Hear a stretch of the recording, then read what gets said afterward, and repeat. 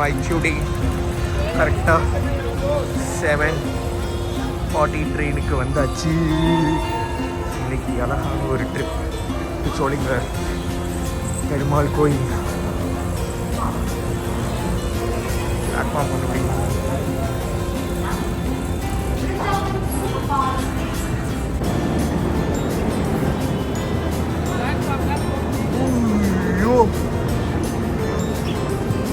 வா வா வா வா வா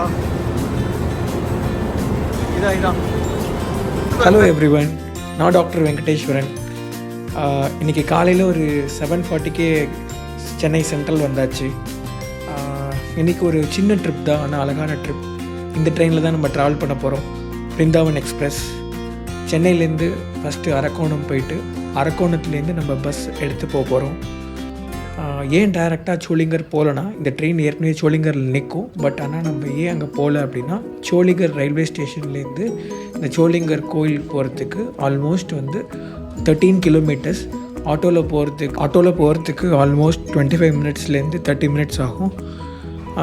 அதுக்கு பதிலாக நம்ம டைரெக்டாக பஸ்ஸில் போக போகிறோம்.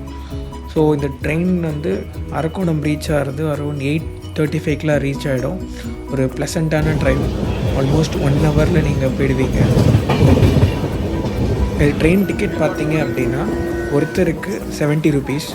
இன்னும் பட்ஜெட்டில் ட்ராவல் பண்ணணும் அப்படின்னா சென்னை சென்ட்ரல்லேருந்து அரக்கோணத்துக்கு நிறைய லோக்கல் ட்ரெயின்ஸ் இருக்குது.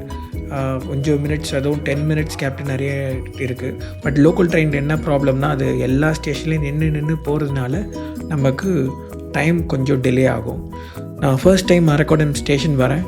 எனக்கு தெரியாது அரக்கோணம் ஜங்ஷன் இவ்வளோ பெருசாக இருக்கும் அப்படின்ட்டு.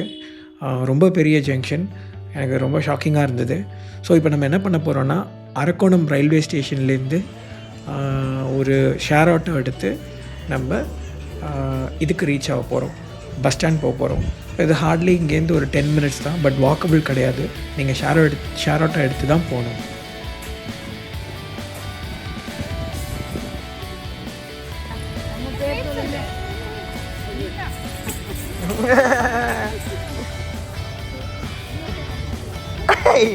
இலக்குட்டிங்க பாரு.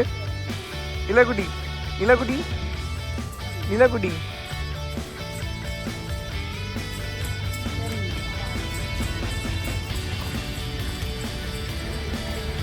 இதுதான் என்னோடய ஃபஸ்ட் டாட்டர். அவங்க ஒரு சின்ன ஒர்க் இருந்தது, முடிச்சுட்டு அப்படியே நாங்கள் கிளம்புறோம். விளையாட்டு இருக்கிறத சும்மா ஒரு கிளிப்பிங்ஸ் ஆட் பண்ணியிருக்கேன். அம்மா கிட்ட போகணுமா? இங்கே பாருங்க. ஒரு வழியாக நம்ம பஸ்ஸில் ட்ராவல் பண்ணி ஷோலிங்கர் வந்தாச்சு. ஆல்மோஸ்ட் அரக்கோணம் டு ஷோலிங்கர் ஒரு 28 கிலோமீட்டர்.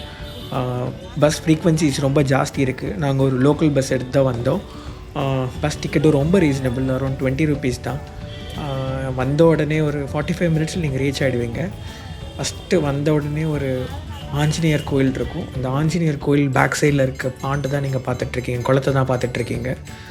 ஸோ என்னோடய கைண்ட் அட்வைஸ், அங்கே நிறைய இந்த துளசி மாலை, அந்த பூஜை பண்ணுறதுக்கு திங்ஸ் எல்லாம் இருக்கும். அது எதுவும் வாங்கிடாதீங்க. ஏன்றது நான் அந்த வீடியோவில் சொல்கிறேன், அப்போ உங்களுக்கு தெரியும். ஸோ இங்கே இறங்கினதுக்கப்புறம் இங்கேருந்து ஒரு ஷேர் ஆட்டோ எடுத்து தான் நீங்கள் டெம்பிளுக்கு போக முடியும். டோட்டலாக 2 டெம்பிள் இருக்குது. பெரிய மலைன்னு ஒன்று இருக்குது, சின்ன மலைன்னு இருக்குது. நம்ம இப்போ பெரியமலைக்கு தான் போக போகிறோம்.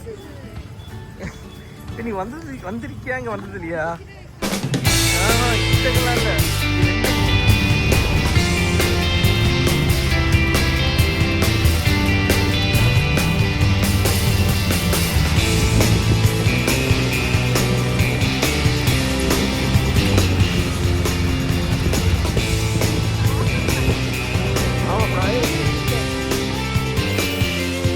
இனி பயணத்தோட அடுத்த கட்டம் ஏறிக்கிட்டே போகலாம். இதுதான் ஷோலிங்கர் கோயில். நம்ம பார்க்க போகிறது பெரிய மலை மேலே இருக்கிற யோக நரசிம்மர் கோயில். மொத்தம் சுமார் 1300 படிகள். ஆமாம், ஒரு பெரிய சவால் தான். ஆனால் முடித்தா மனசுக்கு ஒரு பெரிய நிம்மதி. இந்த மலைக்கு சொந்தமான நாயகன் யோக நரசிம்மர். இவர் யோகா நிலையில் இருக்கிறார். தன்மையை கட்டுப்படுத்தும் சக்தி கொடுக்குறவராக நம்புகிறாங்க. அதுவும் ஒரு நாளிகை, அதாவது 24 நிமிஷம். இவரை பக்தியோட தரிசித்தா மனநலம் சுத்தமாக தூங்கிறதுக்கு கூட உதவுன்னு நம்புகிறாங்க. இது ஒரு திவ்ய தேசம். 108 திவ்ய தேசங்களில் ஒன்று. ஆழ்வார்கள் பாடல் பாடி புகழ்ந்த இடம் இது. இறங்க வரைக்கும் நம்ம ஒரு விஷயம் மட்டும் நினைக்கணும். இந்த 1300 படி மேலே இருக்கிற ஒவ்வொரு படியும் நம்ம மனதை உயரத்துக்கு கொண்டு போகும் ஒரு பயணம் மாதிரி. வாங்க, மனசும் உடம்பும் ஒரு லயத்தில் சேர்த்து பக்தியோட மேலே போகலாம். வாவா, நீ நேரம் என்ன வெயிட் பண்ண, நான் வெயிட் பண்ணுறேன்.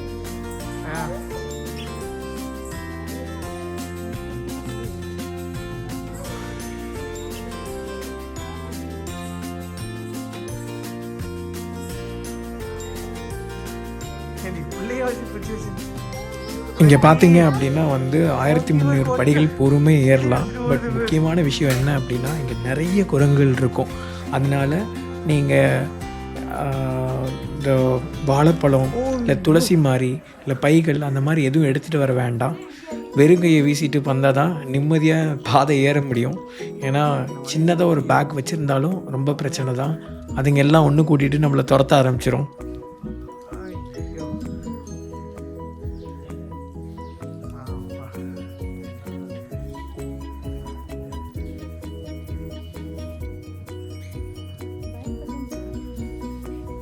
பாதி தூரம் நடந்து வந்ததுக்கப்புறம் அந்த மேலே அந்த மலையோட உச்சி தெரியுது. அங்கே பார்த்தீங்கன்னா நடுவில் வந்து ஒரு சின்ன ரிஃப்ரெஷ்மெண்ட் ஏரியா மாதிரி இருக்குது. அங்கே உங்களுக்கு வேணும்னா தண்ணி, ஜூஸ் குடிக்கிறதுலாம் குடிக்கலாம். இந்த ஒரு இடத்துல தான் எனக்கு தெரிஞ்சு மாடு, குதிரை, குரங்கு, நாய் எல்லாத்தையும் பார்க்கலாம். ஆடு எல்லாமே இருந்துச்சு. சாரி, குதிரை இல்லை, மிச்சம் எல்லாத்தையுமே நான் பார்த்துட்டோம். சின்ன பசங்க பயங்கரமாக என்ஜாய் பண்ணுவாங்க. எங்கள் கூட எங்கள் பெரிய பொண்ணு வந்திருந்தா. அவளை வச்சு தூக்கிட்டு நடக்கிறது தான் கஷ்டம். பசங்களோட வந்தீங்க அப்படின்னா ரொம்ப கேர்ஃபுல்லாக இருக்கணும். ஏன்னா இந்த குரங்குங்க சம்டைம்ஸ் வந்து ரொம்ப அக்ரெசிவாக இருக்குதுங்க. இங்கே இருக்கவங்களும் சொல்கிறாங்க, இங்கே இருக்க குரங்குங்க யூஸ்வலாகவே அக்ரெசிவாக இருக்கும், பட் பெருசாக எதுவும் பண்ணாது அப்படின்றாங்க.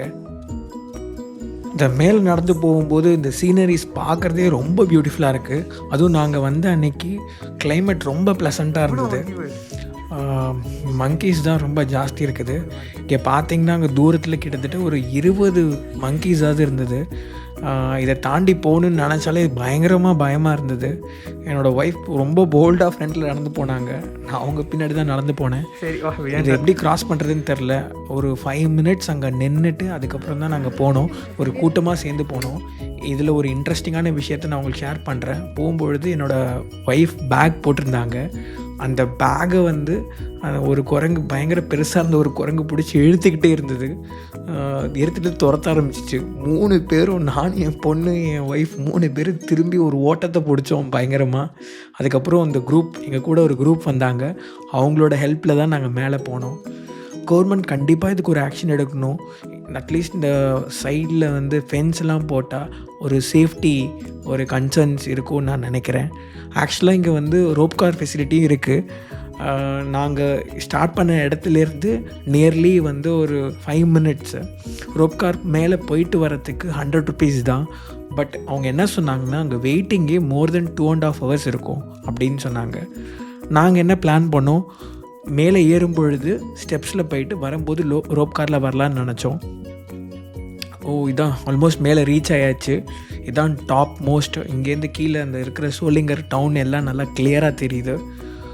எங்களுக்கு நாங்கள் இப்போ ரொம்ப ஸ்லோவாக ஏறினதுனால ஆல்மோஸ்ட் ஒரு 2 hours, 1.5 hours to 2 hours சொல்லலாம். எக்ஸாக்டாக எனக்கு டைம் சொல்ல முடியல, அந்த டைம் ஆச்சு.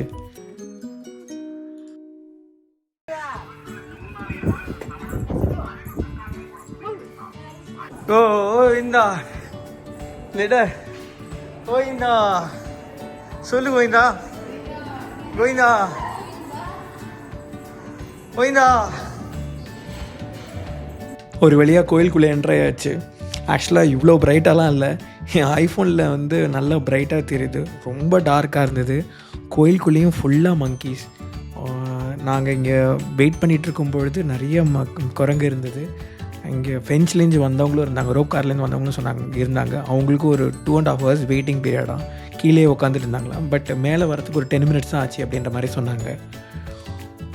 கோயிலுக்குள்ளே வீடியோ எடுக்கக்கூடாதுனால எடுக்கலை. பட் வெயிட்டிங் டைம் வந்து பார்த்திங்கன்னா ஆல்மோஸ்ட் ஒரு 1 hour வெயிட் பண்ணி தான் சாமியாக பார்த்தோம். பட் சாமிக்கிட்ட போகும்பொழுது கொஞ்ச நேரம் அவங்க டைம் கொடுத்தாங்க. உடனேலாம் புஷ் பண்ணல. அதுக்கப்புறம் வெளியே வந்ததுக்கப்புறம் அங்கே உள்ளவே வந்து லஞ்ச் மாதிரி பிரசாதம் இருந்தது. தயிர் சாதமும் புளியோதரையும் வச்சுருந்தாங்க. 20 ரூபா தான். ரொம்ப நல்லா இருந்தது. அதுக்கப்புறம் நாங்கள் ரோப் கார் போகலான்னு ட்ரை பண்ணோம். பட் அது ரொம்ப க்ரௌடடாக இருந்தது. அது மட்டும் இல்லாமல் அந்த டைம் லஞ்ச் டைமாக. ஸோ 1 மணிலேருந்து 1:30 மணி வரைக்கும் அது ஃபங்க்ஷன் ஆகாதுன்னு சொன்னாங்க.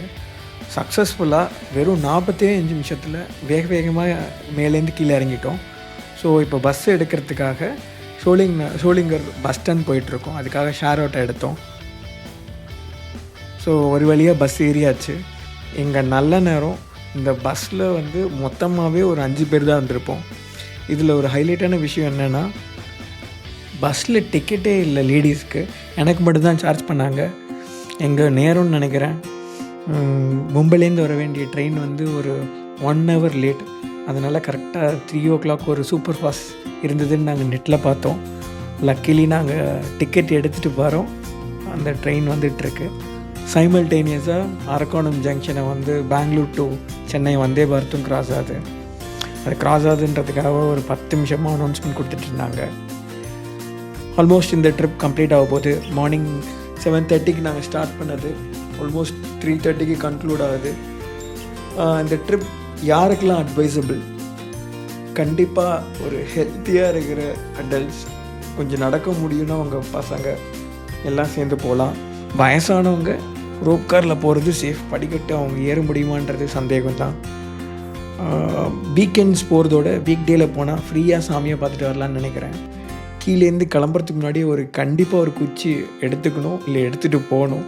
அங்கே இருக்க மங்கீஸ்க்காக கண்டிப்பாக பேக்கேஜஸ் எவ்வளோக்கு எவ்வளோ லெஸ்ஸாக எடுத்துகிட்டு போகிறோமோ அவ்வளோக்கு அவ்வளோ பீஸ்ஃபுல்லாக என்ஜாய் பண்ணலாம். அதுக்கேற்ற மாதிரி ட்ரெயினில் போகிறீங்க அப்படின்னா அந்த ட்ரெயின் டைமிங் பார்த்து வச்சுக்கோங்க. மார்னிங் எந்த டைம்லேருந்து எந்த டைமுன்ட்டு. மோஸ்ட்டாக ட்ரெயின் வந்து அரக்கோணத்துலேருந்து தான் இருக்கும், ஷோலிங்கர்லேருந்து இருக்காது. அரக்கோணம் ஒரு major ஜங்ஷன்னால்.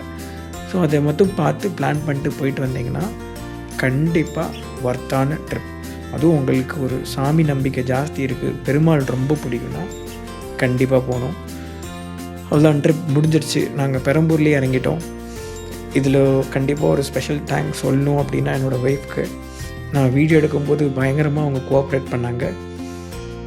So bye, see you next time.